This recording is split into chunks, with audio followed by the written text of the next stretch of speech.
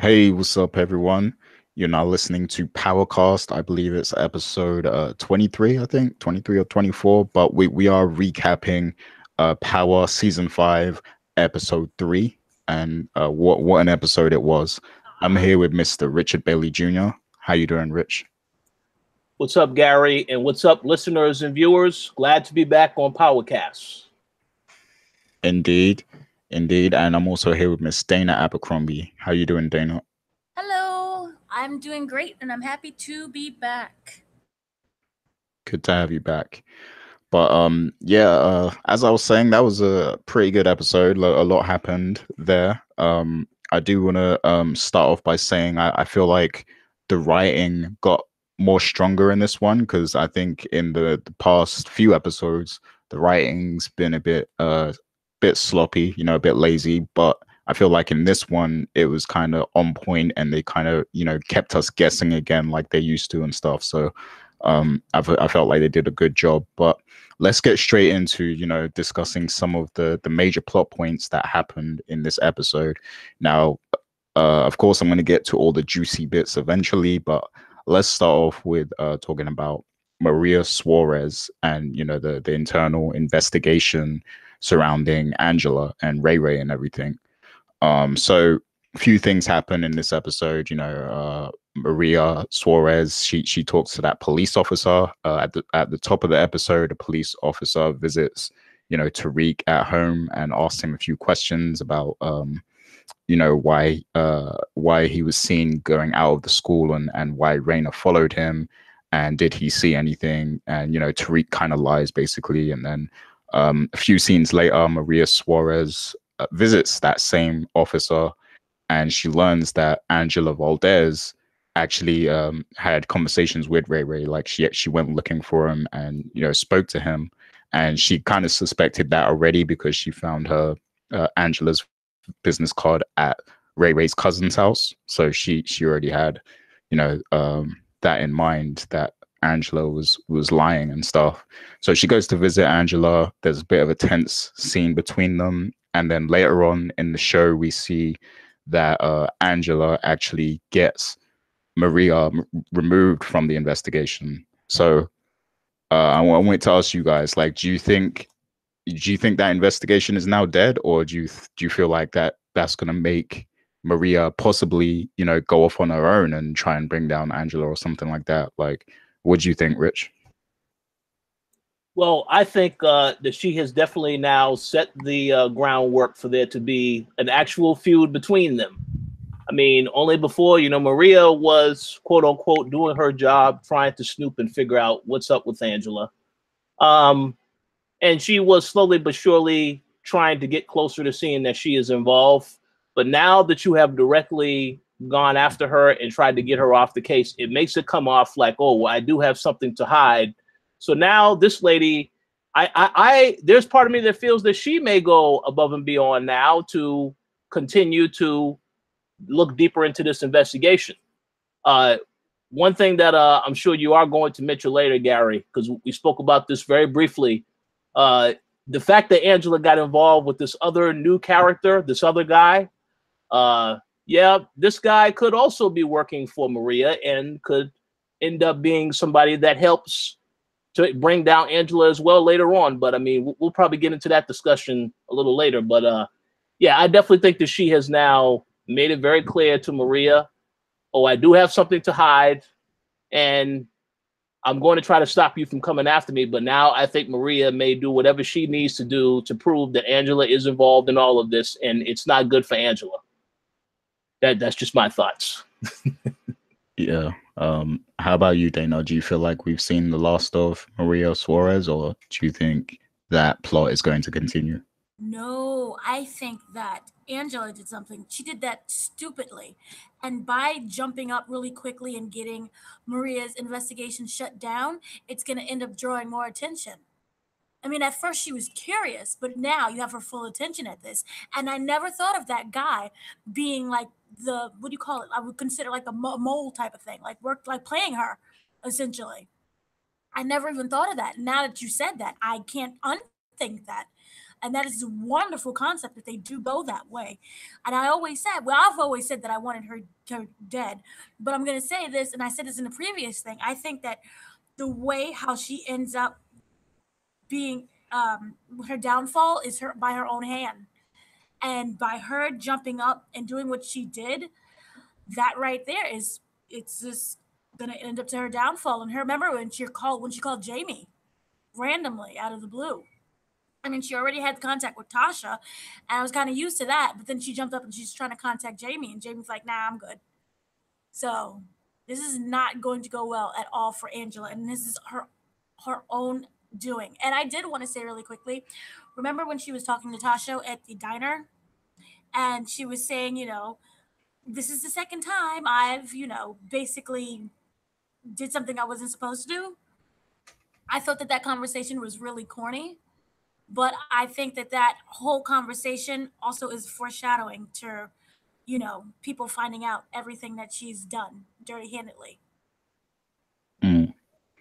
I know I know you want Angela dead and everything, but I do want to say that she's dead to me now because I don't know why she's messing with this new dude. So, but yeah, what did you guys think of? So yeah, we already brought it up. There's a new guy, new agent. They bump into each other in a corridor, and documents go flying everywhere, and then they get to talking, discussing what they do in their jobs and everything, and they exchange contact information, and before you know it, they're whining, dining, and sleeping with each other later on in the episode. So like that scene, the scene where they meet was very deliberate in my opinion, and I feel like there's definitely something going on there. Maybe the guy even took some documents from Angela or something like that, and I definitely feel like he has some huge significance to what's coming later on. But so let me guys know like of what you possibly think might unfold with this character. So go ahead, Rich. Yeah, I mean, I believe you had said it. Like I said, when we spoke about it earlier, you said this guy could be a double agent, and Dana has also said the same thing. So I would not be surprised because, as you mentioned, it is very random as she would just bump into this character. And one thing I did want to mention, and we will get into this later, it looks as though that a Power has come back to the sex scenes once again. But we're not going to talk about that other one yet. But in regards to Angela, also denying Jamie's call, I feel like she moved in real fast with this guy. And, it's just something when you look at the guy, he looks good. And then you just all of a sudden, but, they had that interaction where all the files that she had in her case dropped out and whatever files he was working on dropped out. You had said she could have very easily had some of her files picked up by that guy. So that, I don't know. It's a lot of questions with this character, very mysteriously, but the fact that he just shows up and then he even asked her, what are you working on? And she just openly tells him what she's working on. That right there, she just trusts this guy a little too fast, a little too quick. So just as Dana said, I believe that is definitely going to be part of what brings her down ultimately in the end. But very, very dangerous territory that she is involved in right now. And one little quick thing I will add before you go to Dana, I also find it interesting how she's trying to tell her boss, oh, we need to go after the Jimenez, all of this stuff. And like the lady doesn't want to hear any of it. And yet the people on her team are also working against her, with the exception of a few people. But we know that there are some people that just despise Angela and want her to go down as well. So a lot of crookedness going on in that whole department. And I'm very curious to see how all of this ends. But Angela is not looking good right now. Yeah, for sure.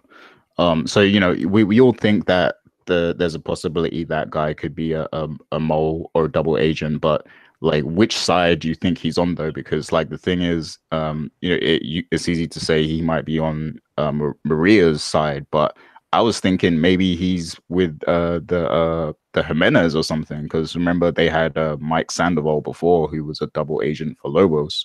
So maybe like he's kind of linked with the criminals, maybe. But Dana, what do you think? I had a opposite opinion from Richard. yes, how they met was very corny. It looked like something out of a Disney movie. But the difference that I have is that I feel that he is trying to get as much information from her as possible. At the same time, she's trying to use him as well, which is why she was all corny and batting her eye and flipping her hair and I'll meet you for dinner, 8 o'clock. Was because I felt that she was going to use him in order to get the other woman, Maria, off of her back. And remember when they came in with like the documents, it was like this investigation is shut down. I thought that was his doing at first. Like she slept with him and then she explained the problem that she was having. And he, by him working in DC, was able to get the investigation shut down. So I see it as him being able to use her. And she's using him, but he, of course, is going to end up having the upper hand. And in the whole situation with the paperwork, oh, how did this file get in here? And remember when he went and grabbed her phone and she was like, come here, give me your phone. I was really surprised that she just willingly gave it to her. And I kind of expected him to like take it or something really quickly. And they never showed what happened to the phone after he put it in the drawer. So I wonder if he like downloaded some type of app where he's able to get the screenshots and get all of her messages and stuff like that. I don't know. The thing that you were saying about him working for the cartel, that could also be another possibility. And I didn't think of that at first. So yeah, but I do believe he was introduced for a reason. I believe it's to take Angela down for whomever team it may be. And I think that Angela, the only reason why she was all silly acting was because she thinks that she can use him. But in fact, it is going to be her that's going to be used. I think those are all excellent points. I just wanted to say that. Yes. Very, very good points. And yes, very interesting to see how this is going to play out. Yeah, that's something interesting you mentioned with the phones, because like I'm sure after they did whatever they were doing, she would be knocked out, like sleeping like a horse, and he'd probably have access to her phone at that point, like he could get it and maybe clone it or do whatever he wanted to. So yeah, that's something to think about. Like maybe that's a possibility. But yeah, a lot going on with Angela. Oh, and also towards the end of the episode, she finally. I thought this scene was hilarious. How like she just works out that the second Jimenez is a woman, just like that, like kind of thing. Like, but yeah, I mean, she finally finds out that the Jimenez, there's a brother and a sister, and now it seems like they're heavy on the lead of the Jimenez cartel and everything. So do you guys think that this is going to lead to some sort of big bust maybe in the next couple episodes or so? Like, do you think they're really going to, go in on them? I do. I just wanted to say really quickly that was the worst scene out of the whole episode. And it was so corny. Like you have an entire, crew of minorities and they're like, oh, wait, the Spanish word for brother and the Spanish word for sister. But if you put them together, I'm sitting here and I'm like, oh my God. That really was cringy. That was horrible. I didn't. Oh my God! And then the Spanish guy, the guy who's in charge, is like, "Oh, see, I didn't think of that one." Oh my God! But yes, because remember, Jamie, Kanan, and Tommy, they're trying to get the guys killed, and then you have the police trying to take them down. So I do see that somehow there's going to be their demise. I just don't know who's going to reach them first. But if either one gets to them, that helps the other side either way. Like if Kanan and Tommy and Jamie gets them first, then that kind of helps, the investigation. I mean, there's nothing to investigate; they're dead. But yeah, I do see this being played out even more. I do see them trying to, get in on them and close the case. Remember, they were saying something about 6 months they were able to prosecute them or something. So I do see that happening. I see that being a major storyline, and it's going to continue, maybe around to like the middle of the season. Yeah, I actually think if the investigation shuts down the Jimenez, that helps Jamie and them more than anything, because Like I feel like in this episode they really took a backseat in terms of trying to kill the Jimenez, because remember that was like a huge priority for Kanan, Jamie, and Tommy. But like in this episode, they it was like they didn't even care about it. Like they was just doing other stuff.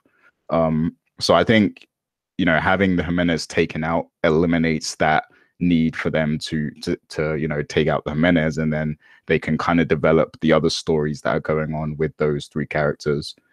So I feel like that might be actually happening within the next few episodes, the Jimenez like being taken down, and stuff. But what do you think, Rich? All right, I have a couple other thoughts, but some of that stuff goes a little bit further, and I'll probably bring it up later in this discussion. But I will say, I don't think it's going to happen that quick. The only reason I say that again is I go back to the conversation that Angela had with her boss, and the boss is trying to shut it down, saying as though they have to focus on something else. Now, she wasn't in that meeting that they had at the end. At least I don't recall seeing her in there. This is just Angela talking with the other guys.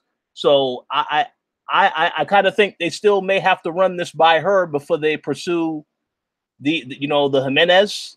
So until that happens, I think it's not. I don't think it's going to happen quite as fast. One thing I will say is that I do notice that the brother, I believe his name is Diego, he seems like he is trying to get more hands-on with a lot of different things.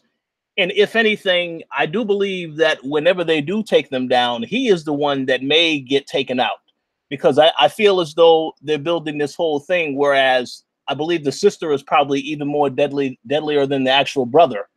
And we'll revisit that later, but I think that is something that that may happen now that he is trying to insert himself in all these other these other organizations are doing now, and trying to come in and step over Dre.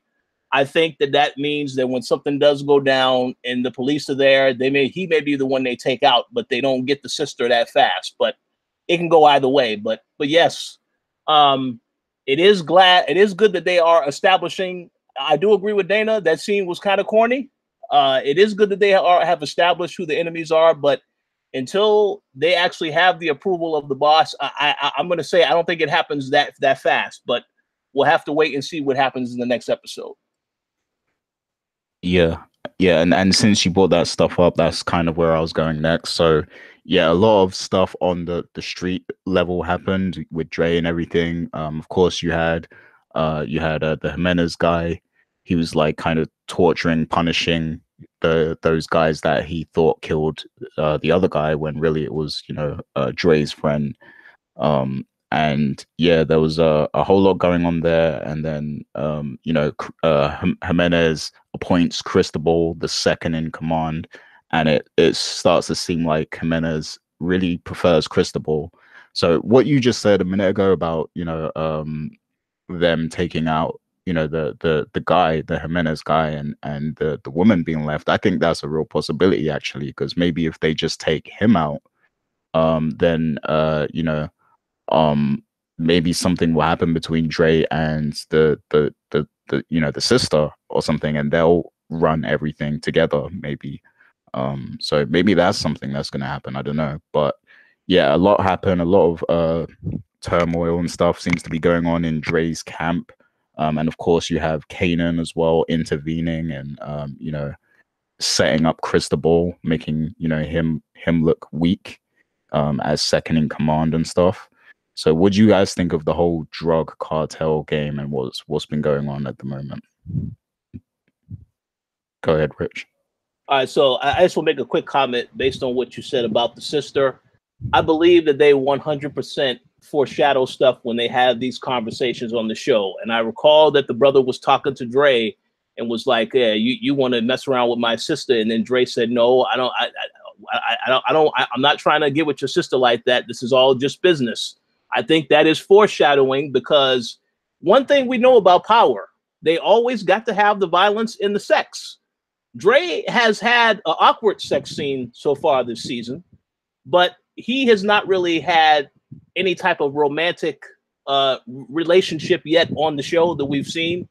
So I definitely can see him hooking up with the sister and the sister having his back, because let's say that they do that, eventually Angela's team does take down the brother. He could be the guy that almost protects him or tries to help him out and is unsuccessful, but he can flip that narrative and come back to her and say, well, because he was there and he tried to help out, she values him a lot more, and then they develop a relationship. I mean, I don't know, but I do think that is a direction they could be going as far as that's concerned. Now, to go back to the stuff that you mentioned with Dre's organization, I mean, I personally was glad to see this, because when they started the season, they made Dre look like he was unstoppable, like he's a badass. But one thing that they have shown with this show is that anybody can get power and then instantly be humbled by it, because the Jimenez, they're the ones that are always in charge of all this stuff here. So to show Dre get humbled in this particular episode, I think that was great to show, because you can't have this character looking like a badass all season long, like nothing could happen to him. And we got that, but now we got a reminder of that. So he thinks that he has power and control, but he hasn't yet proven himself to them.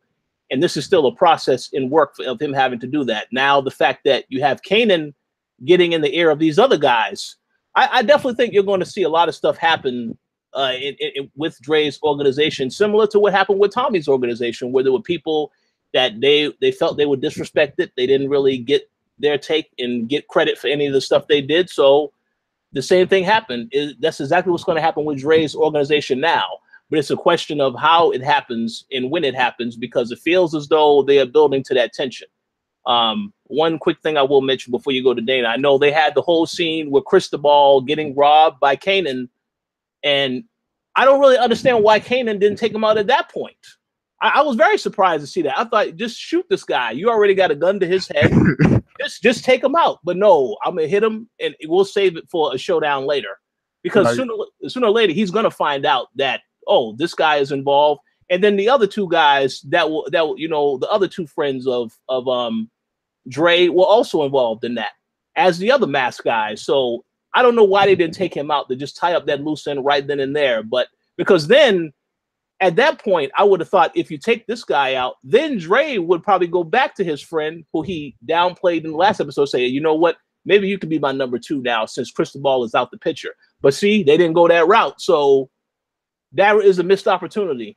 Yeah, it's little things like that makes the writing slightly lazy, because it's like, how was it that easy to get to Cristobal, but you guys couldn't even kill Dre at the start of the season or whatever? Like how is it that easy for them for Kanan to just infiltrate the crew like that and then get to Cristobal and then not kill him, like you said?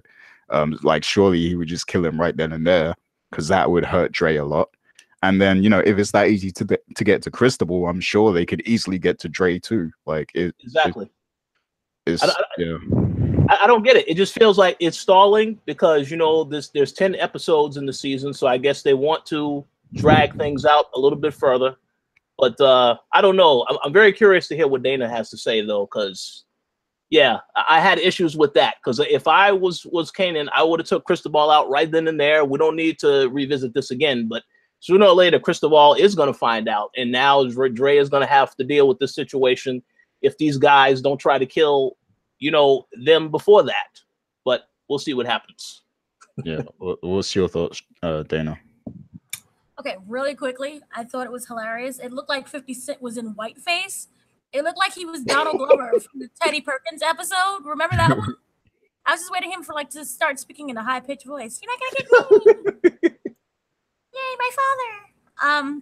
But I was slightly confused by that scene, and then the scene when they was killing all the other guys in I guess a warehouse basement area, when they thought it was the guy who went after Urel, killed Urel.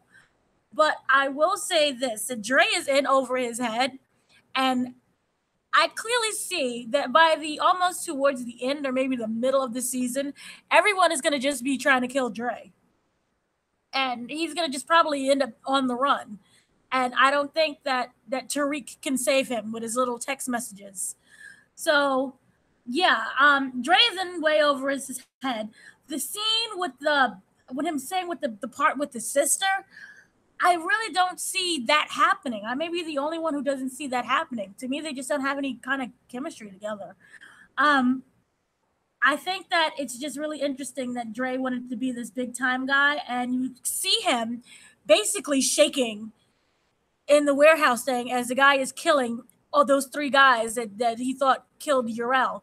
So, to me, it was just weird. It was a mess. I hate the fact that they didn't kill Cristobal, so you know they're gonna drag this out. It reminded me very much of the scene with Dre. They didn't kill Dre at the graveyard, so it was weird, and they're gonna just use that to drag this out throughout the whole season.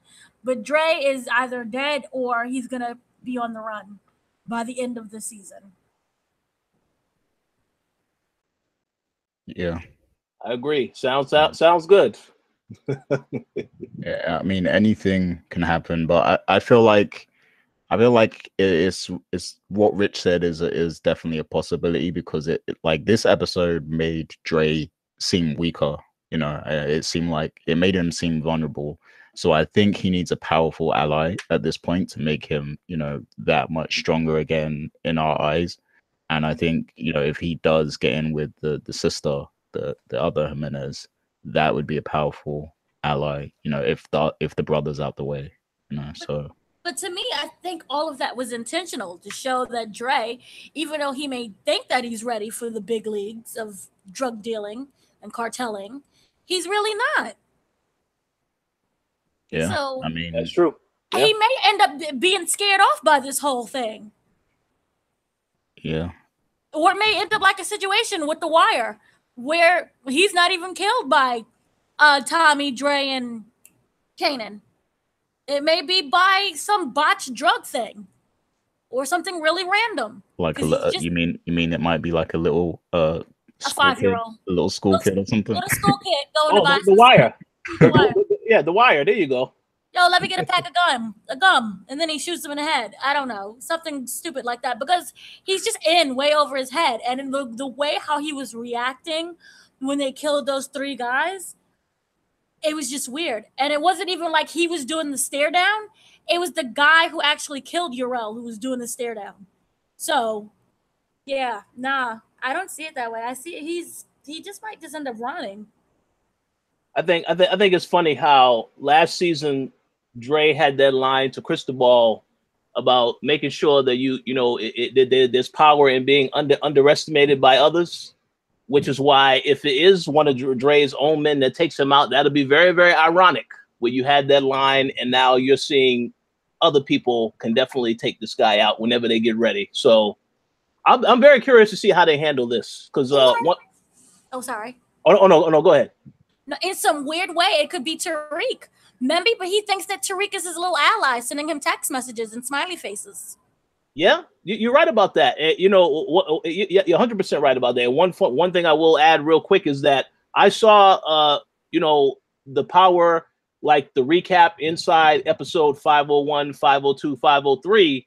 One thing I thought was very interesting in one of those is that, you know, Courtney Kemp had said that they had made a very, very tough decision not to kill Dre in episode 1. Because they said that there was a script that was already written in which Dre was supposed to get killed, but they decided, no, we're not going to do that. So, yeah, I would hope that by them deciding not to do that, that when he does get taken out, it is a far better death and a far better explanation.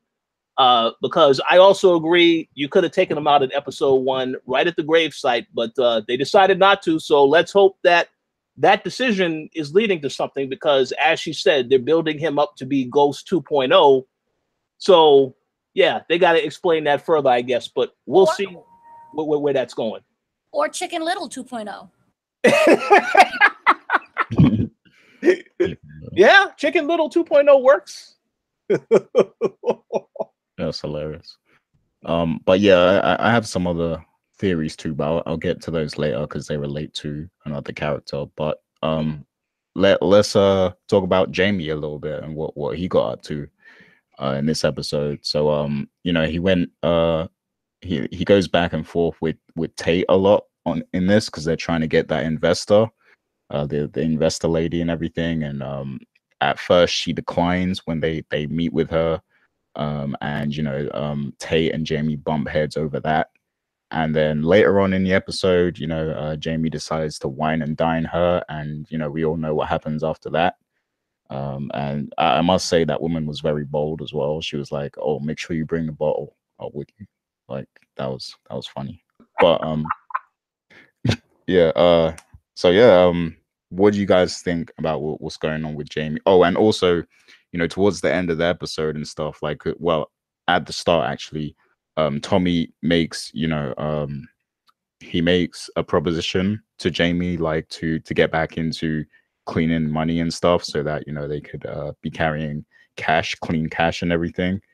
And then Jamie actually declines, but then later on in the episode, because he needs the capital to do whatever he's doing with Tate, he actually ends up agreeing with Tommy later on. So it's like he's getting back into the dirt slowly. Plus, he also murdered that guy last week, so that's something else, that's that could come back to haunt him. So what do you guys think about what's going on with Jamie right now? I'll go with you first, Dana. Jamie, as Tasha said, is reckless right now. The whole situation with the deal, I wasn't surprised by that, because if you look at the woman's like reaction and her body language, she really couldn't stand Lorenzo. She couldn't really, stand him. And then you can clearly see that they're having like this argument at the table, and she's just like, this is very unprofessional.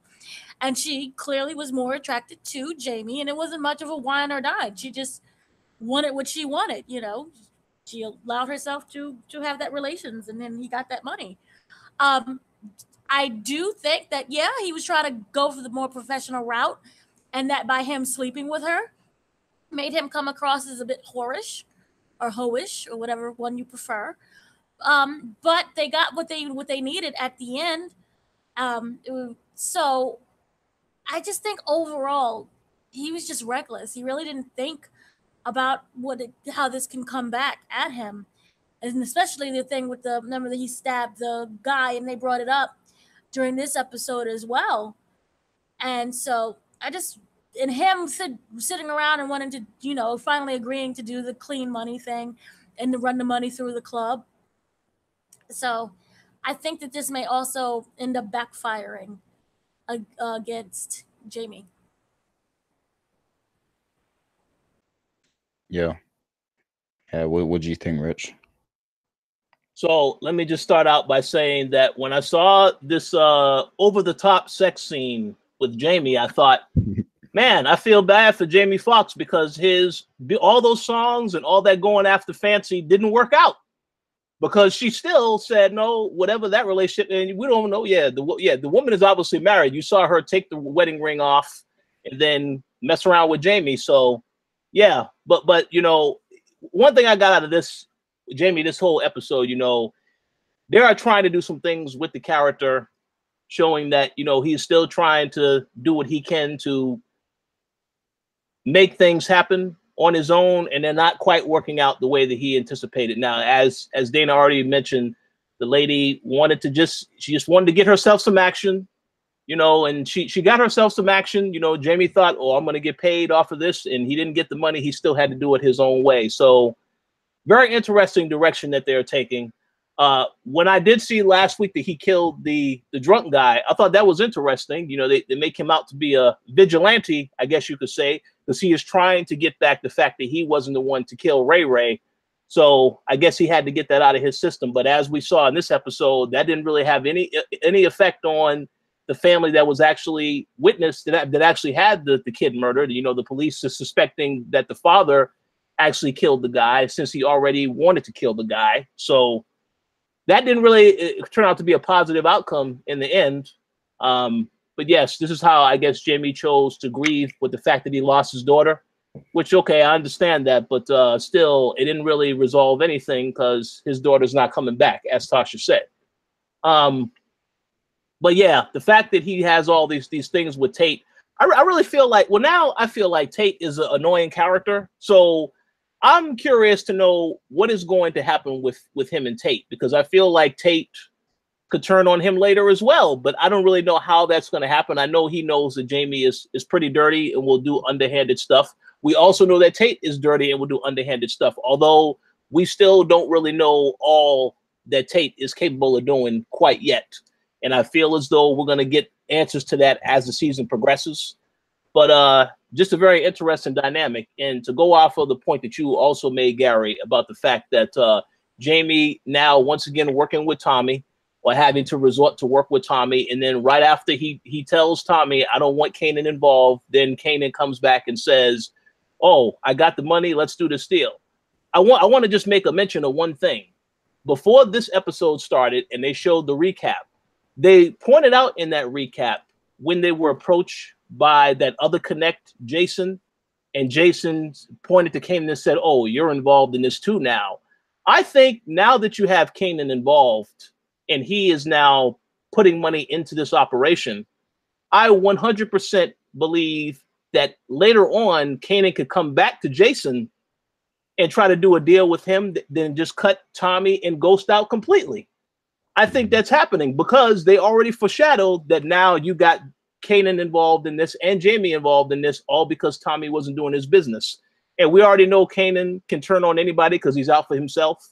You know, right now they perceive the picture of, well, yeah, he's doing what he can to take down Dre, but we already know he wants a piece of the pie. He wants to be in charge. So I 100% believe when push comes to shove, he will do that when the time is right because they've already planted those seeds. But yeah, we shall see what happens. Oh yeah, yeah, we're definitely gonna get to Kanan. But Dana, real quick, was there any thing you, because I saw your mic going, was there something you was gonna say about what Rich was talking about with Tate? With Tate, I'm just trying to figure out who's more desperate between the two of them, and right now it just seems more like Jamie is. So I agree. Because remember, Lorenzo wasn't that desperate, even though she brought in $12 million. He was like, okay, like, I'm mad at you, but okay, I guess I'm gonna find somebody else. Yeah, Tate he's clearly using Jamie because remember, you know, he's got that campaign or whatever, so he's clearly just using him. And yeah, Jamie is in the more needy state, like he kind of needs this stuff, you know. I think it's all of a distraction, you know, so he's not focused on Raina. And even it's kind of weird that I find that we'll get into this later, but he's not interacting with Tariq at all. And he's just going off on his own. And that whole thing with Kanan, you know, how that shocked Tasha. We'll get into that later. But he just seems like he's the more reckless of the two. Yes, Tate is, you know, not to be trusted at all, but he seems to at least have his stuff together. So right now, I think that Jamie is making some really bad choices that can come back at the end to haunt him. And remember when he was speaking to, oh, I can't remember the guy's name, the lawyer guy who was on Entourage. Oh, well, I call him Turtle, but his real Turtle. name is, what's his name? Yeah, Proctor, that's it. Proctor, yes. Remember when he was speaking to Proctor, and Proctor was like, you know, why you keep talking to me? What's going on? You know, why are we here? He's just doing a lot of things that are not making any sense that I think is going to backfire at the very end. So, I agree with everything you said. There's a quick question I wanted to ask you both before we move on to the next part of the next topic, and that is, who the hell is in charge of the club right now? Because when I saw the scene where they're meeting at the club, I'm like, wait a minute, isn't Dre still running the club? Why the hell is Jamie even allowed in the club at this point? Yeah, I was thinking the same thing. Like, I was like, wait, which club is this? Like, I'm confused. Is this the Luke Cage club or something? Like, I don't know. That's just something that I thought stood out to me. I guess there will be an explanation for that later. I don't know. When you said that there was some lazy writing, Gary, I thought that was a little bit lazy because we clearly know that Dre is the one that's in charge of the club. At no point did it ever show Jamie ever getting back control of his own club. So I was very confused when they were meeting there because I would have thought if Dre had people there, they're going to be like, well, hold on, you can't let this guy in here. So I was confused about that. yeah, it's very confusing. Like I really don't know who owns Club Truth anymore. But yeah, a lot going on with Jamie. I guess we gotta see how that all plays out. But I feel like the next few characters that we're gonna discuss, I feel like they really stole this episode, and it was like all about them. So let's get to Kanan first. So a lot was going on with Kanan. You know, obviously he manipulated Dre's friend and you know, made them rob Cristobal and everything. And you know, he raised the money to get back in the drug game with Tommy. And my favorite scene of this episode, him and Tasha, like a lot was going on in that scene. Like that was a very, very intense scene. You know, Tasha is going to talk to Tommy. She's, you know, she's at his door looking for him. You know, because she wants to talk about Jamie and everything and tell Tommy to keep an eye on him. But Kanan is lurking, and you know, they have a very intense moment. And she's like, you know, basically like stay away from us and stay away from Tariq and yada yada yada. And you know, Kanan is, you know, he's all feeling up on her, and you know, he's being Kanan. So yeah, it was a very powerful scene, and I think, like you said before, Rich, a lot of the stuff they put in this show is very deliberate. So I feel like this scene in particular is foreshadowing some stuff. Like I feel like there's some stuff that's going to happen later on in this season that's going to be directly tied to Kanan and Tasha. And there's been rumors, you know, or speculation floating around about certain things, you know, which I'm sure maybe you'll bring up. But I don't know, like I feel like there's a lot going on between these two characters, and something is definitely going to happen that ties both of them together later on, I think. So what do you guys think about what's going on with Kanan and, you know, the whole Tasha scene and everything like that? So I'll go with you first, Dana. That was the most impactful scene, and it was all of what, 3 minutes, when he grabbed her in the hallway, and then she looked up at him with like no fear at all and was like, well, you better kill me or I'm gonna find a way to come after you. And then you can kind of see like he's laughing, but he's like, oh. And then when she runs out the building and then Tommy runs after her and she has that conversation like, why didn't you kill Kanan? I hate you. We're your family, not him. Yeah, I think she's gonna find a way to probably get after Kanan. Because, you know, the whole situation with Tariq, the situation with Raina, and then they're being super friends again with Jamie, and he's not keeping her in the loop fully about everything.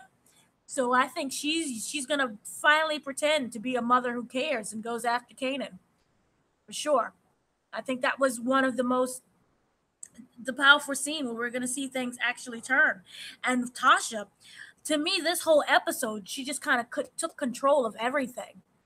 Even when she was with, oh gosh, the girl Lala Anthony, I can't remember. Keisha. And that sad face she had, I almost let Tommy in. And then she had that conversation and she's like, you know, I love you. I love Tommy, but be careful of Tommy. What are you doing? She just seemed to be like the whole mama bear. And then the car scene, I'm sure we're getting to later, with Tariq. And they finally shared that moment together. Oh, I think she's going to be the one who's going to finally give the audience what we want and to get things done. When there's all this, why haven't you killed this one? Why haven't you figured this out yet? She's going to be the one who's going to be the leader in all of this. Mm-hmm. Yeah, what do you think, Rich? So let me make a quick comment about that car scene between Tasha and Tariq real fast. I thought that was also a very interesting scene. You know, it was a very real, raw scene of her admitting the life that they used to live. But I have to say this. When I saw Tariq cry, I couldn't help but laugh. Because, you know, this is a character that is built up now for people like, well, I dislike this character. I just want to see him killed off the show. So when I saw the genuine emotion he had for his sister getting killed, I had to laugh a little bit at that. Maybe that means they did a good job acting, but it's just that because I see how they have perceived the character, how people are receiving the character. No one likes this character. So we'll see where that goes. But to jump back on to Tasha, I also agree with the both of you. The most powerful scene, I think, of this episode had to be her interaction with Kanan. And I do agree with what Gary said, that will be revisited later. Of course, the theory that Gary is mentioning that's pointing around, we can talk about that briefly, and we can also debunk that, because I'm curious if Dana also heard about that theory. But I will say there definitely is a reason why she doesn't want Kanan around. And while Tasha definitely looks strong in this episode, we also know that Tasha does have some skeletons in her closet because she messed around with Terry. I think that is going to eventually come up once again because, you know, Ghost didn't even know anything about that. I would not be surprised if that is something that is revisited, although I don't really think it needs to be revisited right now, but that I can see that coming back later. But her interaction and the fact that she just got straight up raw and rugged with Kanan. Yeah, there's some real hatred there. And the fact that they have this whole alliance with the Super Friends, as Dana would call them, that right there is headed for some rocky things moving forward, I would say. Because the whole thing about the trusting, and then the fact that Ghost told Tommy, if we're going to work together, I don't want Kanan involved, but now you got Kanan involved. There's definitely going to be some tension between all three of them, I would think, coming soon, sooner rather than later. But with Tasha, yeah, I enjoyed her in this episode. She did look as though her character is ready to go above and beyond and be stronger and do the things that she needs to do, take care of her own. I'm glad that she made up with her son, but I'm very curious to see what happens with her and Kanan moving forward, because as you already said, Gary, that will be revisited, and I'm just curious to know how they're going to revisit it, if they eventually do decide to kill Kanan, if she's going to be the one that kills him. And then also because we know that Tariq will eventually get involved in all of this, including the drug game itself. Yeah, I'm very curious to see how she's going to deal with Kanan moving forward. Yeah, indeed. So, like, I guess, you know, for the listeners who who wondering, you know, what we're talking about with the theory. So there was a theory put out there on internet land that you know, Kanan and Tasha slept around back in the day, and that Tariq is actually Kanan's child. So that's the theory. But Courtney Kemp quickly came out to debunk this, and she said, you know, Tariq and Raina are twins, and you know, basically trying to, you know, say that, you know, that there's no way that's true and stuff. But I mean, she could just be spinning things. She could be trying to throw us off. But Dana, have you heard about that theory? And if you have, like, what do you think about it? Like, after seeing that scene today, you know. Oh, that was weird, because I always thought that. Oh, whoa! No, just because you're twins don't still mean that you the baby daddy.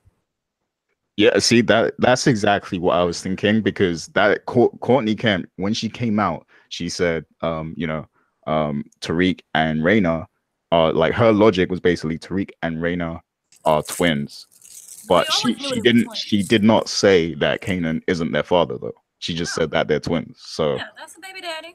It is still a possibility, kind of low key. No, and it was that weird thing. Remember how he was like caring for at the end? He was like, you know, he was like caring for little Tariq, like he was his little man.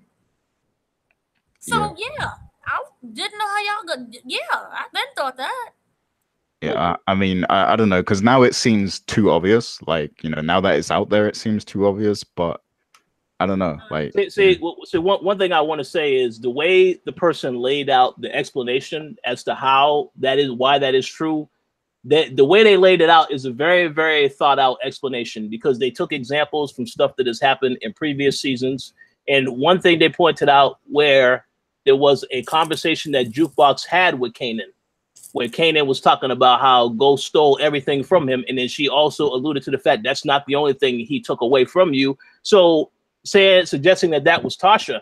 Yeah, the way that the person put that stuff together, those are some very good theories. So that's why I said, we'll see what happens moving forward. But I will make this joke, and I will say this. We definitely know Sean is Kanan's kid. There's no doubt about that, Gary. I mean, I know that people may be skeptical.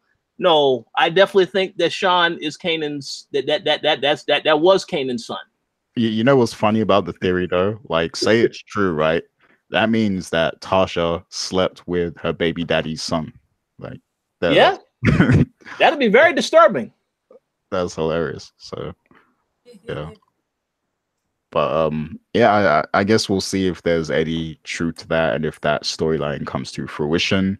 You know, I mean, if nobody would have made mention of that and it happened, it might have been a little shock to the system. But I feel like now that it's out there, if it happens now, it's probably not gonna, you know, hit us as it's probably not gonna hit as well. It's probably not gonna go down as like a great plot twist or anything. So I don't know. We'll see what happens with that.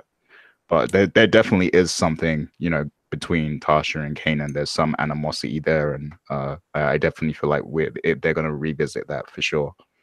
So That was some long-standing hatred and had nothing to do with just Dre. yeah, That's true. Some hatred. And the way how he was grabbing her. You know, remember when he was like, "Oh, you like it rough." Mm-hmm.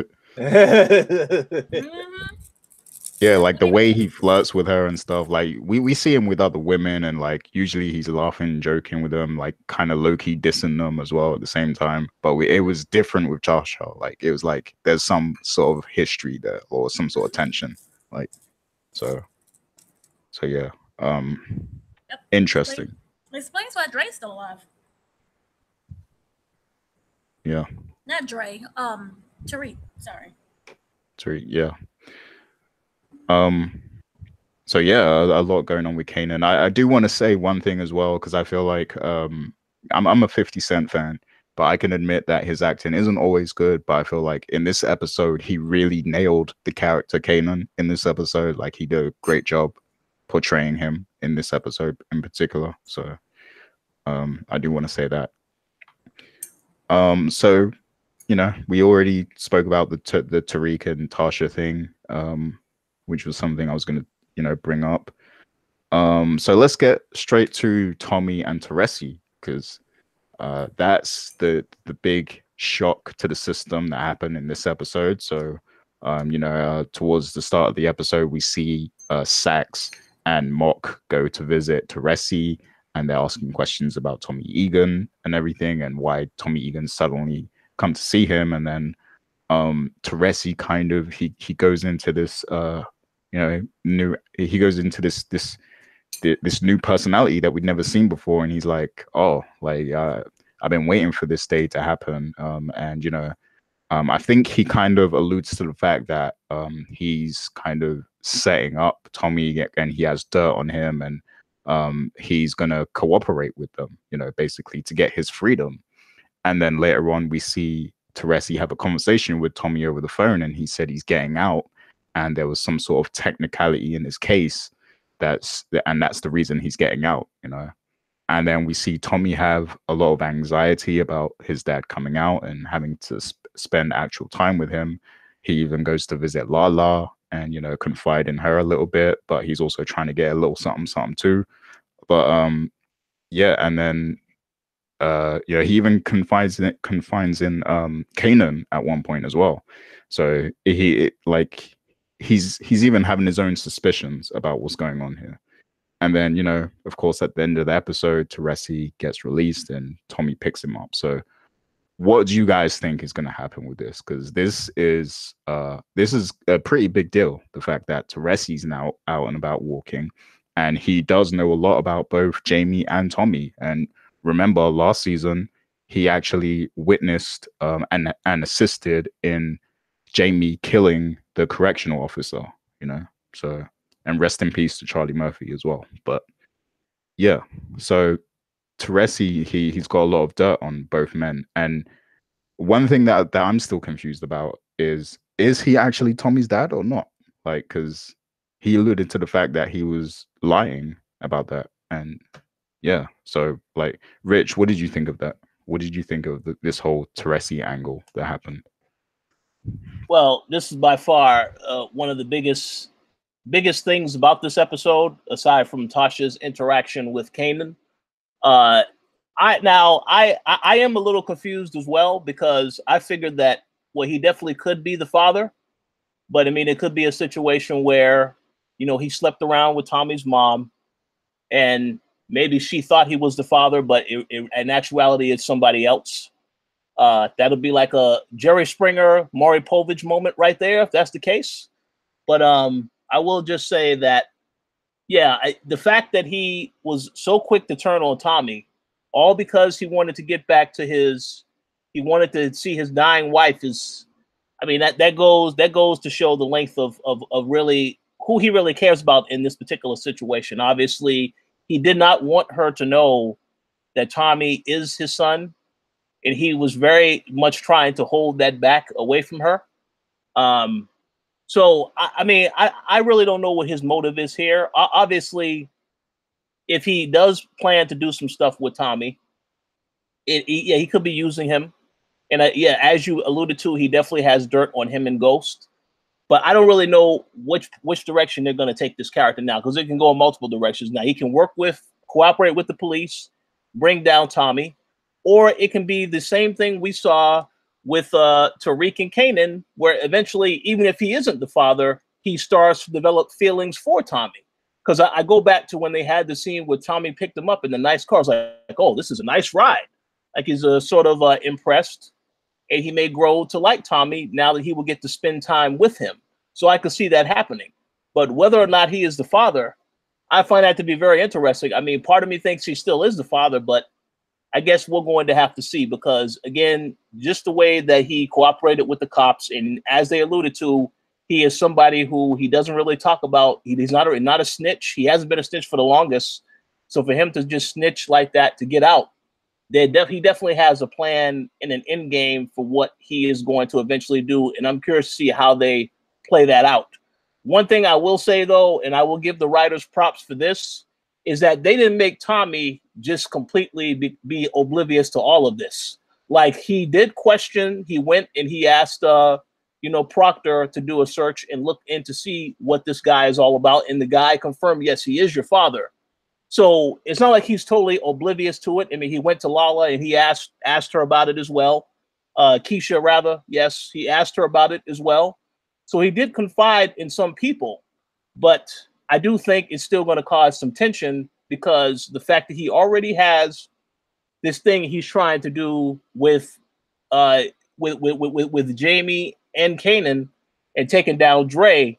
So obviously, we know that Jamie does not have a good relationship with Teresi, because he tried to use him when he was in jail. So I'm very curious to see how he's going to take this news, knowing that now he's out. Kanan is oblivious to all of this because he didn't know the guy. He didn't meet the guy before.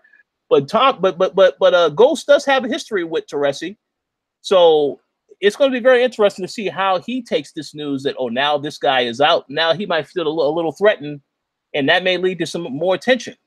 But like I said, very good twist with Teresi. I'm very curious to see where they take the character, because it can go in literally any direction from here, and it will be very interesting either way. But yeah, we'll see what happens. Yeah, I really just want to see how it plays out, because, like you said, we don't know what his true intention is. Like, maybe he's trying to set up Tommy, or maybe he just wanted to use that situation to get out, and maybe he's trying to steer the cops down the wrong path. But one thing is for certain, the fact that he's out, the feds are expecting him to cooperate now. So he is going to have to see them, and they're like, he's going to have to do something with them, because that's the whole reason he's out. So I really want to see how they spin that. I'm thinking maybe even he leads Sax and Mock down the wrong path, and they end up, being fired for it, maybe because maybe it leads somewhere dangerous, and they end up taking a fall for it. I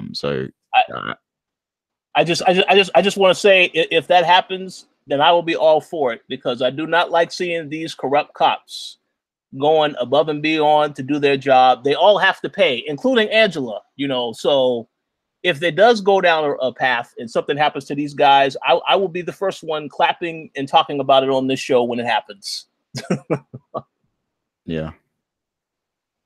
I mean, yeah, I really don't know how to take it, man. Like, I don't want to believe that he's just gonna, switch up on Tommy just like that. I feel like he's trying to leverage the situation to his advantage, I guess. But he's also going to have to reestablish himself with the Italians too. So that's a whole nother side of things that's going to play out too. You know, he's going to be reunited with the Italians, Vincent and Sammy. So I wonder what's going to happen with that as well. But yeah, Dana, do you have any thoughts on this whole Tommy and Teresi angle? This was the best reveal of the whole season so far. And I have a completely different opinion than what you guys think. No, he doesn't care for his son. And I'm pretty sure, like I'm 99% sure that's not even his kid. The mom doesn't exactly look like she can remember who she slept with to begin with. So no, that's not his son. Cocaine is a hell of a drug. It is one heck of a drug indeed.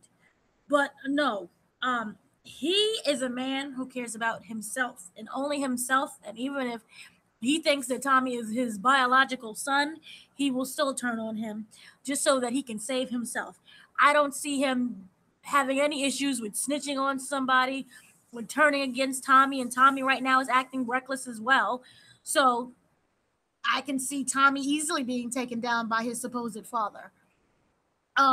I do see that this reunion with the Italians, because they made it a big point. Remember, he was like, he talked about how we're gonna get into some trouble, was like his final line in the scene. And then when Tommy was talking to Kanan, he was like, I'm with the Italians. I'm Italian, and he made that joke about Armani suits. That was hilarious. I think that the Italians is going to play a huge scene, a huge part, and maybe they may be the ones who are able to get rid of the Jimenez for them. So that also could come into play. But I do see Tommy's supposed father flipping on everyone, and that's going to end up being another plot that's everyone's in trouble. I want to ask you both a quick question. And those were excellent thoughts, by the way. So if that happens, I'll be all for that. But seeing how Tommy lied to them when remember when the other two guys got killed, the other two hitters. Yeah. He lied to Sammy and said he took care. He lied to Vincent rather and said I took care of the guy. What if he tells his dad, well, actually, I didn't take care of the guy? Then his dad could say, well, hey, Tommy didn't do it, and yeah, that's a way for them now. Now they definitely have a motive to take out Tommy because he lied to them. So that's interesting also, because I feel as though he is going to start to trust Teresi a little bit more. And I can see him telling Teresi, oh, well, I never took out that guy. This is the guy. And that could lead to some issues. He's cautious right now, but it seems like he wants that relationship. Yeah. Because he is still pursuing it. And everyone is coming up like, well, I don't know. And, the guy is saying, oh, he's clean. So maybe it'll put him to ease for a little bit. And then maybe he'll realize that he's being played, but it's way too late for him to do anything. But I do see him, wanting to have that fatherly love. Remember when they did the hug and it was like that weird hug and Tommy didn't exactly know what to do? And he just kind of like banged Daddy Teresi's chest in his back. It was this weird thing. But oh, I know that situation all too well. But yeah, carry on. Yeah, it was awkward. But I see him, he picked him up. He was the only one who showed. So yeah, he wants that relationship. Yeah. I mean, like you said, Rich, I'm just happy that they showed that Tommy can think for himself. Like he was, suspicious about it. He was anxious, and I'm glad they showed that, because it would have been real stupid if like he just followed blindly without really thinking over this stuff. I think that's with anything. If somebody randomly comes back into your life after 20, 30 years, you're going to be a little suspicious. Yeah. So I don't really give that much of a thought, because he's still like, yay, Daddy's here. But this is all the stuff that really makes Tommy one of the best characters on Power. I think he's like one of the most developed characters there is. So they always do a great job with his story arcs. So give them props for that. But yeah, any final thoughts about anything at all in this episode that you guys want to bring up? Rich? Go to Dana first. I'm gonna think for a quick Okay. second. Dana, Just anything that, else? yeah, no, just that this is the greatest reveal. It reminded me of that whole "it was me all along." Stone Cold, remember that thing with Vince McMahon? So no, I loved it. And then I just loved how he was like, I was waiting for this moment. And then the two cops looked at each other and was like, wait, what? You've been planning this the whole time? Yep. And then how they was sitting there and handed him the phone so he could call Tommy to tell him he was getting out. And they all had like little attitudes, but they couldn't do anything about it. Yeah. I loved it. It was great. I think this is gonna be like a major plot point. Yeah. My concern is like there's so much going on in the show right now, and it's like there's only 10 episodes. It's like are they going to be able to tie all this together? Because like there's like I remember the days when it was just Lobos as like the main connect and everything. Now they got like 8 connects or something like that. Like there's like there's This like is why I say a lot of people are gonna be killed off within like the first half. Right when we hit season 5, you're gonna be like 20 people are dead. Well, one thing that I will say is if Jamie, Kanan, or Ghost are to kill off somebody in the future, I hope that by then they know how to aim, because that first episode, I go back to that first episode when they try to take out Dre and all of them can't shoot. I'm like, come on, man. These guys, they're making them look bad. So hopefully when that does happen, they actually are going to be able to aim correctly and shoot the guy and make sure he's dead too. Well, you saw the preview for the next episode. So I did see that. Yep. That was a hot mess as well. Yes. I didn't see it. The version I saw didn't have that, so I gotta go see that. But It was after the credits. Yeah, it's just bad. Oh yeah, there definitely will be some guns fired in that next episode. We know that much. Ducking and diving, and everybody's shooting like they're 90 years old. I'm coming for you. Like they got some type of like disease or something. It was a mess. Yes. yeah. But yeah, Rich, was there any final things you wanted to bring up from the episode? Oh no, I just overall thought it was a very enjoyable episode. You know, in terms of all of the storylines going on, I really like this because it does give them a lot to play with as the season goes on. I know they have already announced that it was approved for season 6. So hopefully they don't feel that they need to rush through some of these storylines, but at the same time, don't drag things out too long. Like if they feel something needs to end at a certain point, definitely end it at that point.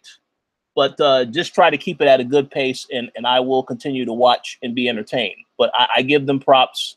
Once again, the Tasha and Kanan scene, that stole the show for me this particular episode. But the Teresi turn, also a very major plot point, and I'm very interested to see where all of this goes, in addition to how all the characters will be impacted by the events of what's going on. Because now, again, we have Tate and Ghost. They have this whole thing with Raina's situation. They have to deal with that. You have, of course, Ghost, Tommy, and Kanan, their whole relationship and how they were all buddied up at the beginning of the season. Whereas I think as the season goes on, that relationship will start to disintegrate as other stuff starts to happen. Well, they already put it in that it's going to disintegrate. Because remember when they had the scene with Tommy saying, remember what Jamie saying to Tommy, don't do business with Kanan? Yep. I'm not going to screw with you anymore. And then what do we see happen? When he opened the door, I got the money. And Tommy's like, all right, super friends. That's right. And then at the end of that little preview scene that we saw, where when Ghost finds out that Teresi is out, and Ghost tells Tommy, man, we've been friends since forever. You've only known Teresi for like, what, 15 minutes or something like that? So that right there, yeah, it's a lot of stuff that's going to happen, a lot of tension. And I'm very curious to see how all the characters interact with each other, how they react. And of course, all the other turns that are going to happen, because there's still other stuff that's going to happen. And I do expect Tariq to eventually get in the game and try to do his own thing, because there was a trailer that came out about that also. So we'll see what happens. It's going to be very entertaining, though, from here on out. Yeah, for sure. And you know, regardless of, you know, what everyone says, because I hear a lot of, you know, different reviews and people talk about Power, and it seems like a lot of people are down on the show because they feel like it started out strong and it's kind of, you know, declining a bit. But regardless of what everyone says, I feel like, you know, I love watching Power. Like, you know, no matter what they do, like I always find it interesting. I'm invested in the characters. And, you know, I feel like there's episodes that are better than others, and I feel like this episode was definitely one of the strongest episodes in, you know, in a while. So I have to give them props on this one, and I really can't wait to see what's going to happen next in the show. So yeah, that's my final verdict on the episode. And I hope you guys enjoyed listening to us this week. Definitely leave all your thoughts and, you know, your theories in the comments and everything. And make sure you subscribe on iTunes. You know, you can check out the website as well, or you can subscribe on YouTube page. And we appreciate you know, everyone listening. Definitely check out thecoalition.com for more, you know, entertainment and video gaming news and coverage and everything of that nature. And yeah, until next week, that's it from us. So peace out, people. Peace out.